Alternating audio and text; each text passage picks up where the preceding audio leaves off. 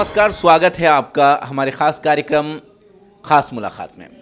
ख़ास मुलाकात में हमारी कोशिश होती है कि आपको हम ऐसी शख्सियत से मिलाएं जो समाज पर असर रखते हैं, जो समाज में लोकप्रिय हैं। इसी के तहत आज हम आपकी मुलाकात कराने जा रहे हैं वरिष्ठ कांग्रेस पार्टी के नेता एकनाथ गायकवाड़ जी से। आपका बहुत बहुत स्वागत है। नमस्कार। सर, जो देश की वर्तमान स्थिति है 2014 के बाद 2019 तक, क्या कहेंगे इस पर आप?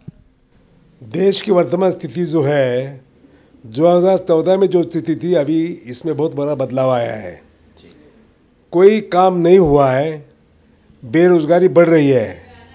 जो गवर्नमेंट ने 2 करोड़ लोगों को, जवानों को हर साल में नौकरी देने का वादा किया था, तो नौकरी तो दिया नहीं, लेकिन नौकरी जो थी वो भी चला गई है। क्यों? तो ये नोटबंदी के वजह से, जीएसटी के वजह से छोटे छोटे कारोबार जो है वो बंद हो गए।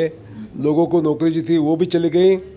बड़ा सेक्टर जो था ये डेवलपमेंट का काम भी बंद हो गया है।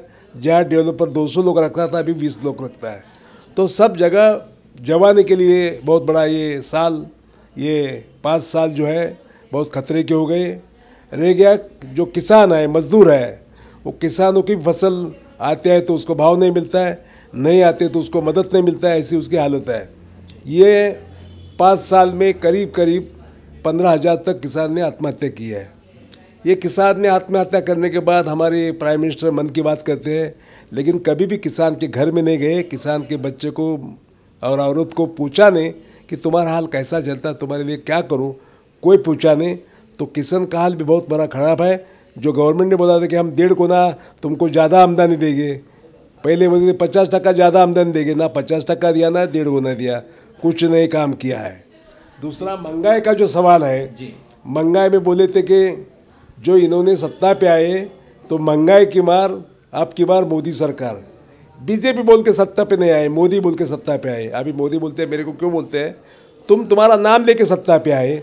महंगाई कब नहीं हुई, महंगाई बढ़ गई है। आज भी पेट्रोल का, डीजल का दाम बढ़ता है, आज भी गैस का दाम बढ़ता है, आज भी उसी वजह से जो इसेंशियल चीज़ें हैं, लोगों की ज़रूरतमंद चीज़ें हैं, वो सब महंगा हो रही है। तो महंगाई भी कम नहीं हो रही। रह गया काला पैसे का, बोले 100 दिन में स्विस बैंक से काला धन लाएगा और हर एक के खाते में 15 लाख देगा। ना काला धन आया, ना काला 15 लाख किसको मिला। ये नोटबंदी के टाइम में बोले काला पैसा ख़त्म होगा और आतंकवाद ख़त्म होगा, उसको पैसा मिलना ख़त्म होगा। ये सब उसने बड़ी बड़ी बातें की थी, लेकिन कुछ नहीं हुआ। काला पैसा सफ़ेद हो गया नोटबंदी के टाइम में। ये हाल देश का है। गरीब आदमी उसमें 100 से 150 लोग तक ये बैंक के लाइन में मर गए। वो गरीब थे, उनका पसीने का कमाई था, वो लेने के लिए वो उधर खड़े थे, उनका क्या गुनाह था।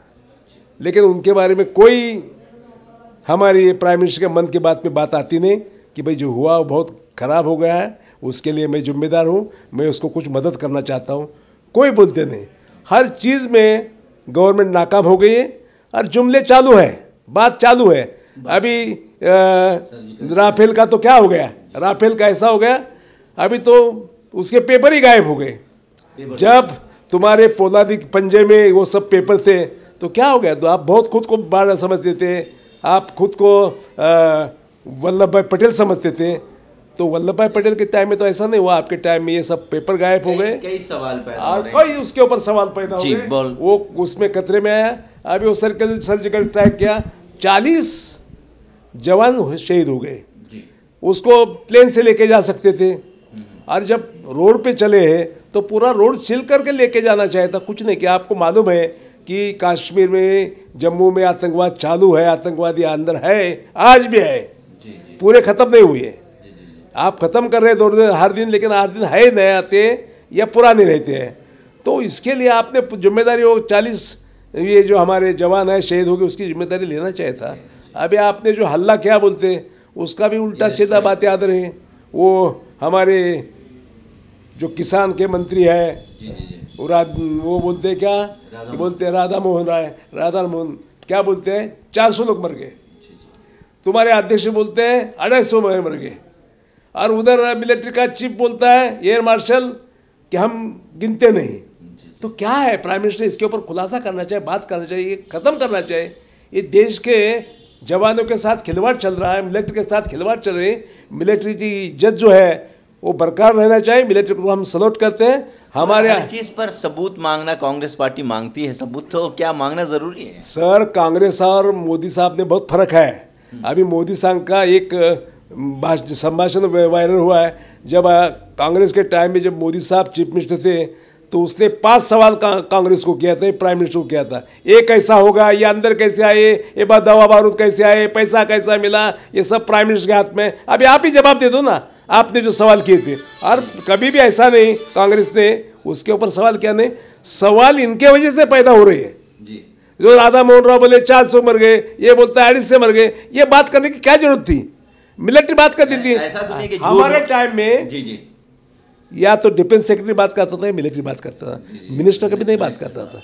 अभी तुम हर आदमी बात करता है, तो सवाल पैदा हो गया ना। सवाल आप ही पैदा कर रहे हैं। तो इसका जवाब हम मांग रहे हैं कि सच्चा क्या है और सच्चाई क्या है, वो देना चाहिए, वो देते नहीं। मोदी सबसे फेल हो गए। अभी जनता का तो अभी माहौल ऐसा है कि मोदी को बदली करना चाहिए।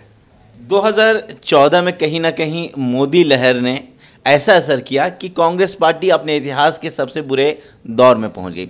2009 में आपने इतिहास रचा था इस लोकसभा क्षेत्र से, अब 2014 के बाद 2019 है, और कहीं ना कहीं जो बीकी से में जो राहुल गांधी की सभा हुई थी और उस पर आपका नाम लेकर के उन्होंने जो चुनाव लड़ने के संकेत दिए हैं, कैसा महसूस करते हैं, कैसी तैयारियां हैं? नहीं, सवाल ऐसा है कि मोदी ने 2014 में सपने दिखाए लोगों को और सपने बेचे जी। लेकिन सब झूठे थे। अच्छा दिन आए नहीं, उसको अच्छा दिन आएगा बोला और छाती ठोक के बोला, वो कुछ हुआ नहीं।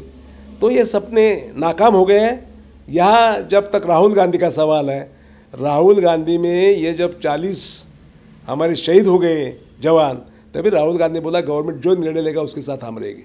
वैसा मोदी जी 2013 में बोले नहीं, मोदी जी गलत बोले, हमारा राहुल गांधी सीधा बोल रहा है। अभी राहुल गांधी ने इलेक्शन का तो कार्यक्रम है, क्यों तो ये डेमोक्रेसी है, लोकशाही है, उसमें 5 साल में इलेक्शन होता है और इलेक्शन होना है। हम देख रहे हैं इलेक्शन का। मोदी जी हर दिन उद्घाटन कर रहे हैं, 5 साल का उद्घाटन मेरे ख्याल से एकदम रखा है। हर दिन एडवर्टाइज कर रहे हैं गवर्नमेंट के पैसे से। उसकी खुद की छपी मैं कल देखा लोकसत्ता में कि 4 पेज का एडवर्टाइज 4 डिपार्टमेंट का। ये कितना पैसा गवर्नमेंट का बर्बाद कर रहे हैं, लेकिन इससे कुछ होने वाला नहीं।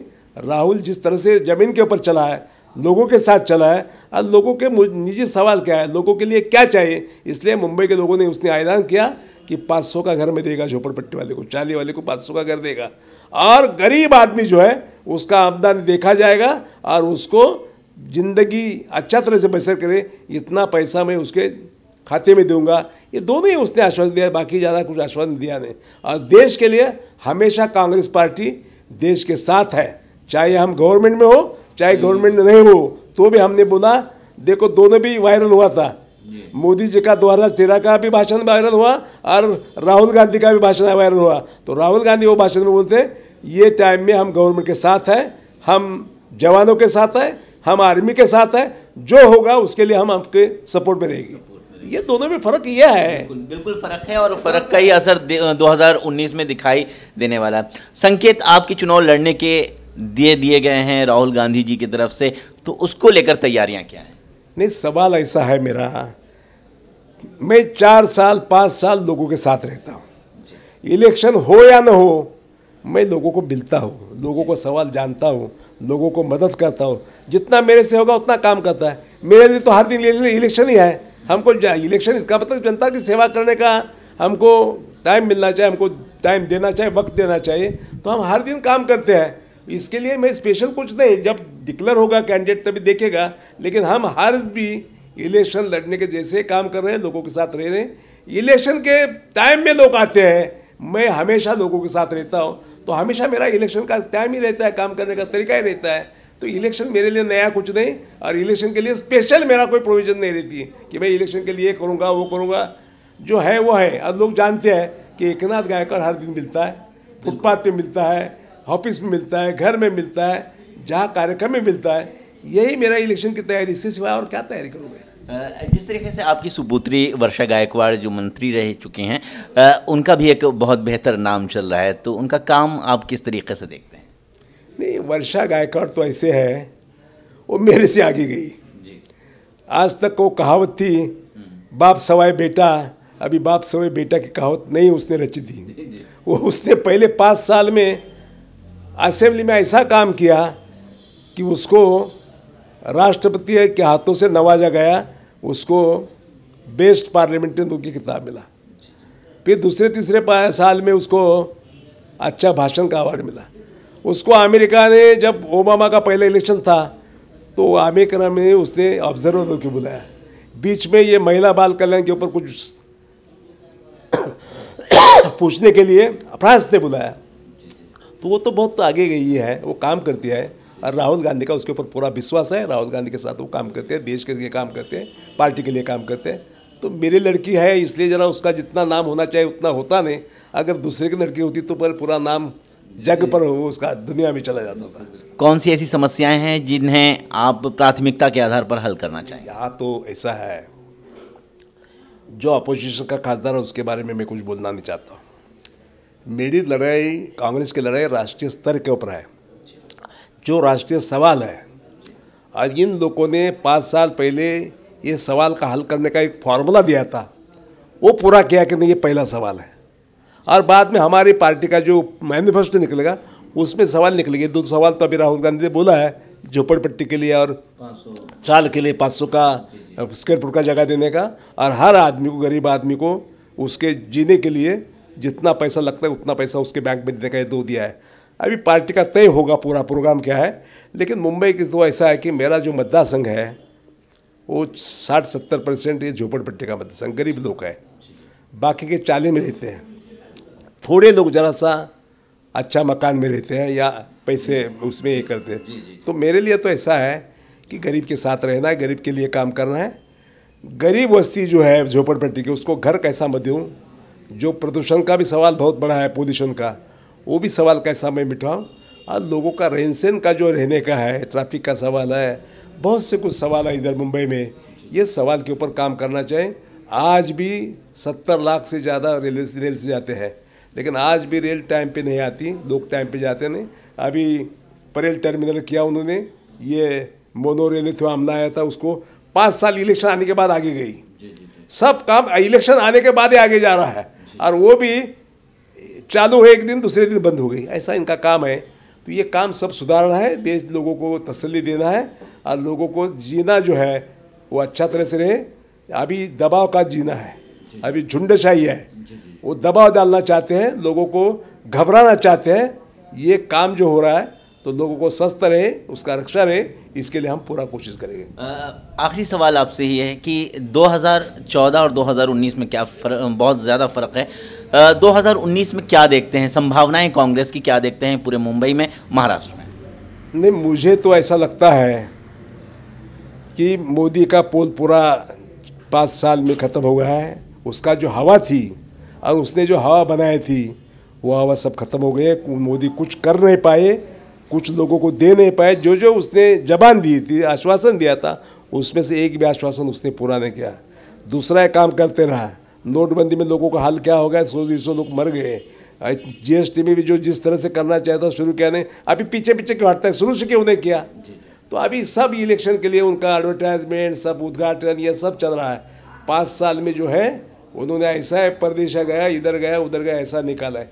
इसलिए 2014-2019 में फ़र्क है कि 2014 में मोदी की हवा थी, मोदी का करिश्मा था। 2019 में मोदी की पूरा हवा चली गई है और कांग्रेस की हवा भी आएगी। लोग राहुल गांधी को चुन के देंगे, कांग्रेस को चुन देंगे, इसका मेरा विश्वास है। तो आज हम ख़ास मुलाकात में आपकी मुलाकात करा रहे थे कांग्रेस के वरिष्ठ नेता, पूर्व सांसद एकनाथ गायकवाड़ जी से। उनसे जान रहे थे कि 2014-2019 में क्या फ़र्क नज़र आता है, क्या ये सरकार जो केंद्र में और राज्य में जो सरकार है भारतीय जनता पार्टी की, उन्होंने सही ढंग से काम किया या फिर उनकी बातें सिर्फ जुमले ही साबित हुए। तो ख़ास मुलाकात में फिर किसी और दिन किसी और शख्सियत से मुलाकात होगी। तब तक ले दीजिए इजाज़त। नमस्कार।